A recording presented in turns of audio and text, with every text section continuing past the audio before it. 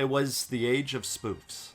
Following the success of Kentucky Fried Movie and Airplane, the comedy trio of David Zucker, Jim Abrahams, and Jerry Zucker wanted to work along with Leslie Nielsen yet again for a police procedural comedy. They didn't get funding for a whole theatrical film, but the proof of concept was good enough for producers, and they secured a 6-episode TV series called Police Squad. It resembled the police show M Squad, even using the same intro format and musical theme.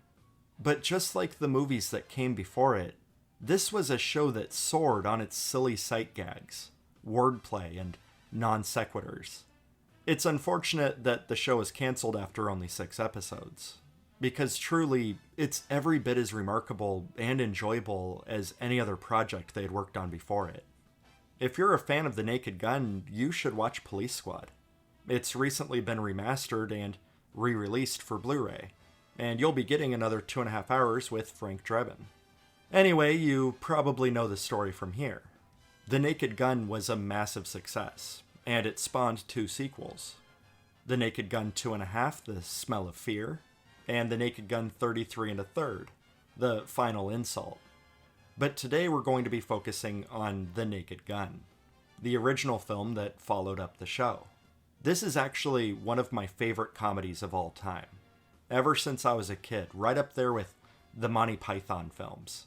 I used to watch this trilogy with my best friend growing up. We absolutely loved the nonsensical humor of it, even if some of the jokes might have gone right over our heads.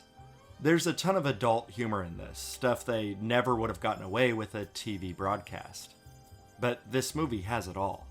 Potty humor, horrible deadpan crime humor, there are sketches that build up and escalate, and tons of lightning-fast gags that just bombard you until your sides hurt.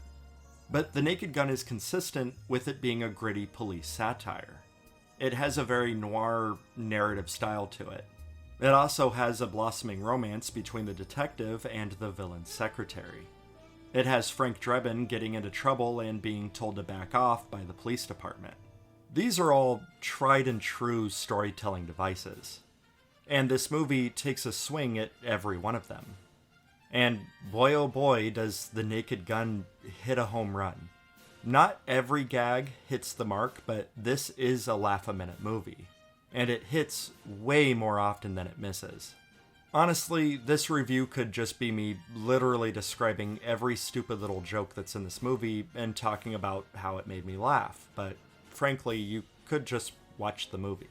As far as spoofs go, this is as sharp and witty as they come. It's a refreshing comedy that'll put a huge smile on your face, and it's a pleasant, breezy watch.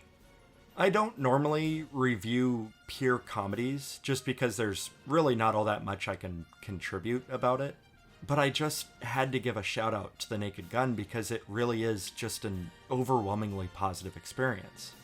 It's sad because we really don't get movies quite like this anymore. Gone are the days of Mel Brooks and Monty Python, because after the success of this, and Hot Shots, and Austin Powers, and of course, Scary Movie, the market became oversaturated and they started relying less and less on jokes and gags and more so on mindless references and shock humor. There are still great satires out there, don't get me wrong, but the age of spoof comedies eventually came to pass. And I'm holding out hope that someday, maybe, we'll see a resurgence of great spoof comedies, with movies like The Naked Gun.